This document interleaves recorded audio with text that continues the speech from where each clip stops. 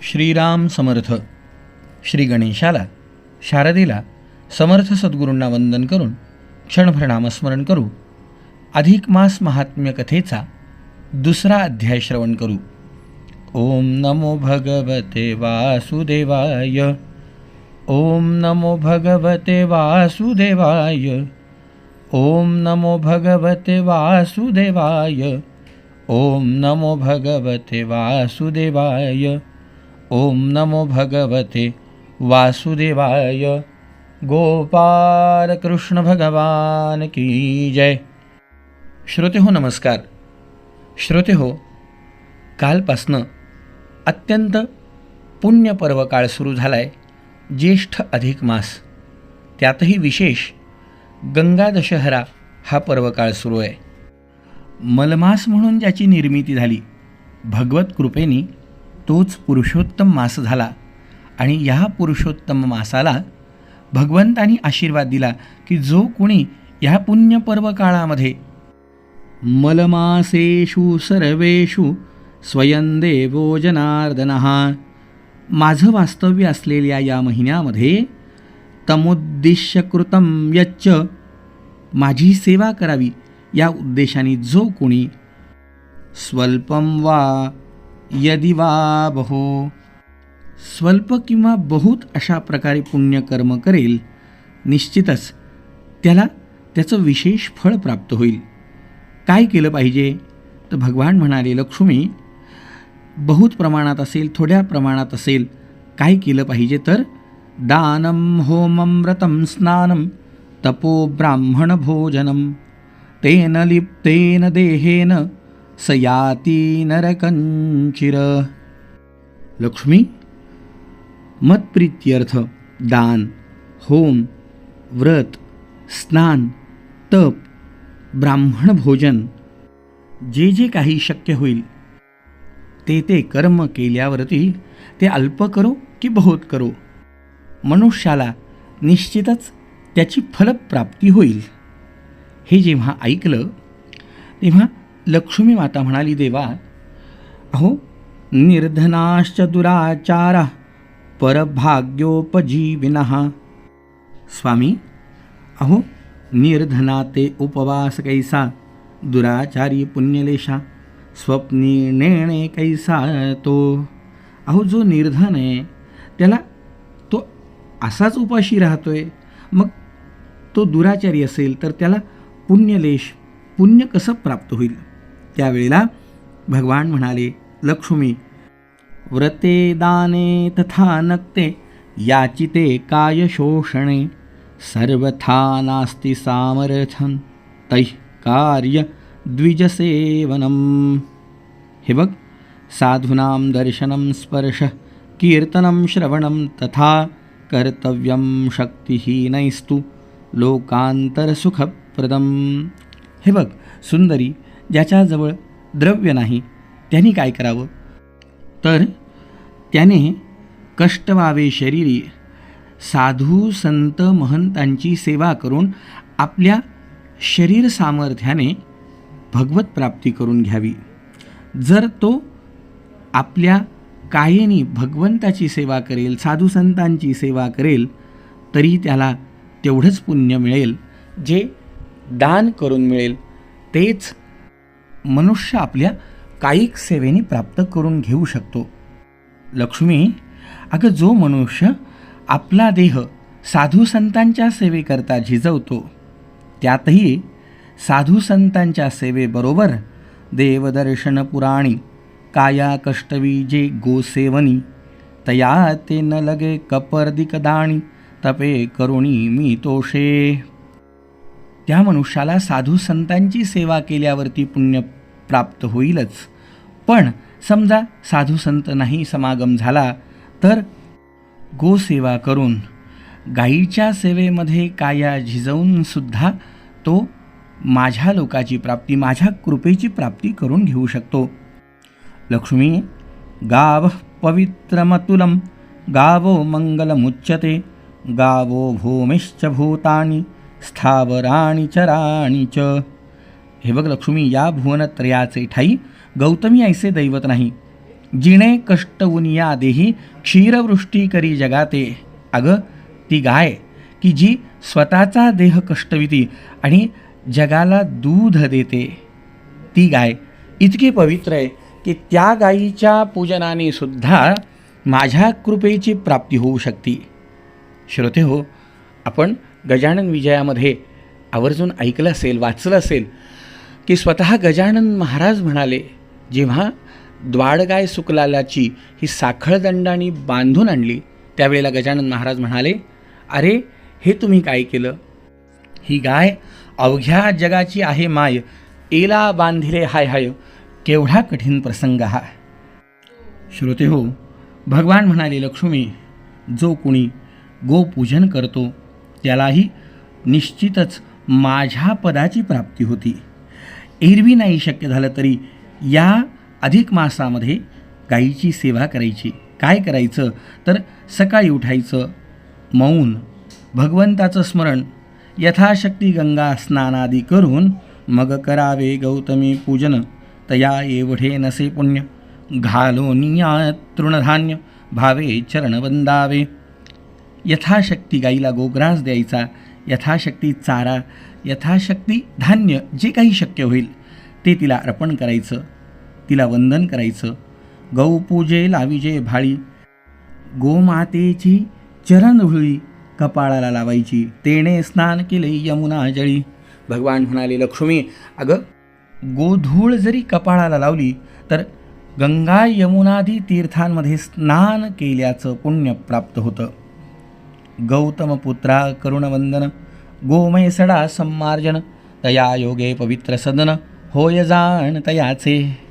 भगवान म्हणाले, लक्ष्मी, गोमय सडा सम्मार्जन जरी आपल्या दारामध्ये झालं, आपल्या घरामध्ये त्याचं सारवण झालं तर त्या एवढं पवित्र सदन अन्य नाही.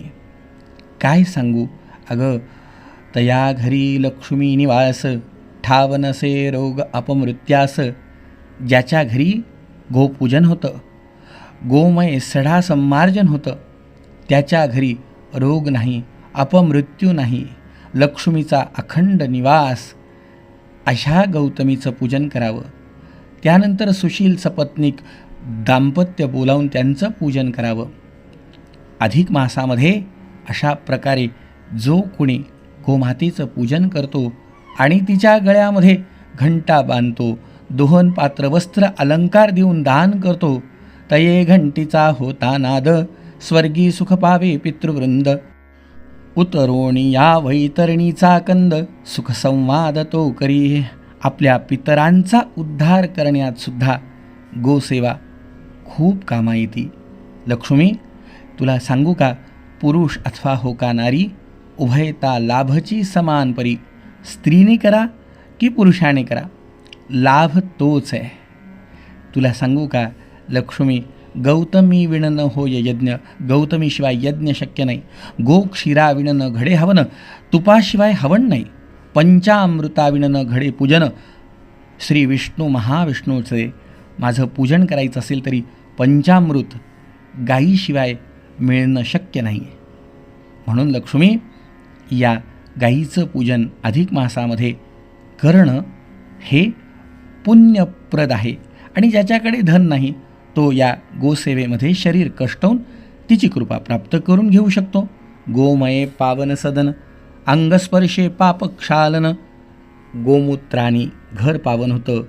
आपल्या शरीराला त्याचा स्पर्श झाला तर पापाचं क्षालन होतं. गोमूत्रे पंचगव्याते पवित्रपण, शास्त्री जाण बोलिले. हे सगळं भगवंतांनी सांगितलं, पण भगवान म्हणाले, लक्ष्मी, हे धन नसतानाही होऊ शकतं, पण हे करत असताना एकच अवघड आहे की परी येथे अवघड मोठे, तात्काळ मनी अहंकार उठे. जर मनामध्ये अहंकार आला तर मग या अहंकारे मी न भेटे, नेटे पोटे पळे मी, मग माझी प्राप्ती अवघड आहे. इथे अहंकार नको. समर्थ म्हणाले ना, आधीच कर्म पूर्ण घडत नाही. यथा सांगते कर्म काही घडेना, घडे कर्म ते पुण्य गाठी पडेना. आधीच पूर्ण कर्म होत नाही. बरं, कसं तरी कर्म होत आलं तर त्याचं पुण्य आपल्या पदरात लवकर पडत नाही. म्हणूनच आपण कोणतंही कर्म करत असताना निरअहंकार वृत्ती असणं हे खूप गरजेचं आहे. हे सगळं ऐकलं. लक्ष्मीची स्वारी म्हणाली, देवा, तुम्ही मला सांगितलं की गौतमीचं महात्म्य, पण मग लक्ष्मी म्हणेजी माधवा, ऐसा महिमा सांगता बरवा, पण एक संदेह माझिया मना, तो निरसावा स्वामिया. महाराज, गौतमी देवी अवतारी आणि प्रचितीस परोपकारी. गौतमी ही साक्षात जगदंबा आहे. तिची प्रचिती परोपकाराने येतीच आहे. मग देवी ती विष्ठा भक्षक निर्धारी, काय म्हणून सांगबा. असं असताना ही गाय कुठेही उकिरड्यामध्ये तोंड घालती, कुठेही जिथे तिला पवित्र अपवित्र असं काही न करता ती वाटेल तिथे तोंड घालती. हे का? त्यावेळेला विष्णू परमात्म्यांची स्वारी म्हणाली, हे बघ लक्ष्मी, झालं काय, एकदा मी आणि चतुरानन म्हणजे ब्रह्मदेव आम्ही कैलासाला गेलो. तिथे गेलो. ब्रह्मदेवाला अभिमान होता की मी सृष्टी करताय. हे महादेवांनी जाणलं आणि मग महादेव म्हणाले की ब्रह्मदेवा, आमच्या मुकुटाचा शोध घेऊन यावा, आमचा मुकुट अवलोकन करून लवकर यावं. ब्रह्मदेवाची स्वारी भगवंताच्या मुकुटाचा शोध घ्यायला निघाली. तया देखता आम्हालागी, निरोपिता झाला महायोगी. भगवान आम्हाला म्हणाले की महाविष्णू, आपण माझे पदतळ पाहून यावे. आम्हाला दोघांना आज्ञा झाली. ब्रह्मदेवांची स्वारी ऊर्ध्व दिशेने गेली.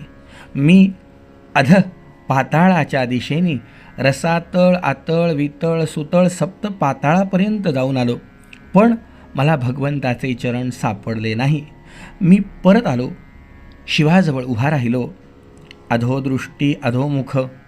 जेव्हा माझी दृष्टी अधोमुख होती त्यावेळेला कैलास नायक मला म्हणाला, काय झालं, बस, काळजी करू नको.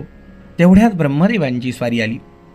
विचारलं, का पाहून आलीत का, मुकुट पाहून आले? तेव्हा ब्रह्मदेव म्हणाले, हो हो, तव कुडी बुद्धी उपजली अंतरी.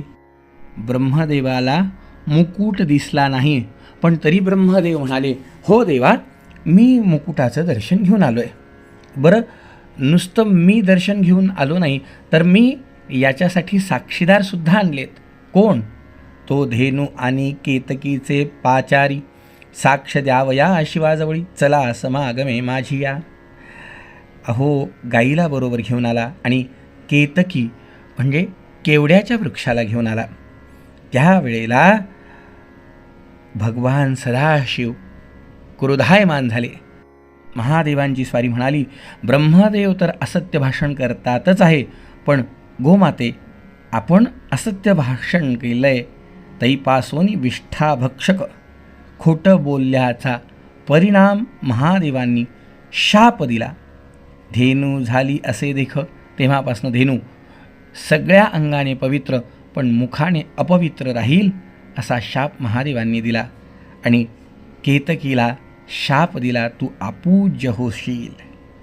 हे सगळं घडलं. हे लक्ष्मीला समजलं. तेव्हा लक्ष्मीचं समाधान झालं.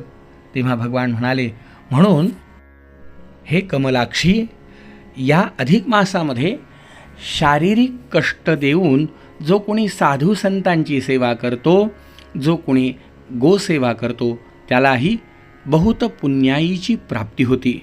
जरी धन नसेल, जरी दान करणं शक्य नसेल, तरी आपल्या कायेने भगवंताची गोमातेची सेवा करून आपलं जीवन कृतार्थ करावं.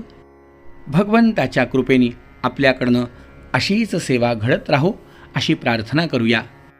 या अधिक मासाच्या निमित्ताने आणखी आपण कोणत्या प्रकारे भगवंताची सेवा करू शकतो आणि कशा कशा प्रकारे करू शकतो हे श्रवण करूया उद्या सकाळी ठीक 6 वाजता.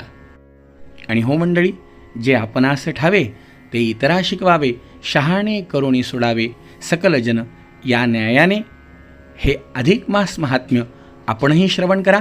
आपल्या आप्त इष्ट मित्र बांधवांनाही श्रवणाचा लाभ करून द्या. जय जय रघुवीर समर्थ.